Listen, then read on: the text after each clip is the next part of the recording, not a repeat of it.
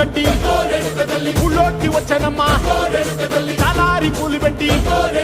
జాతరులు తెచ్చనమ్మా తంగేడు పూలు పెట్టి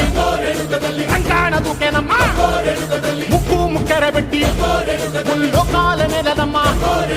ముందార చూడంగా మున్నూరు కన్నులమ్మా ఎనకాల చూడంగా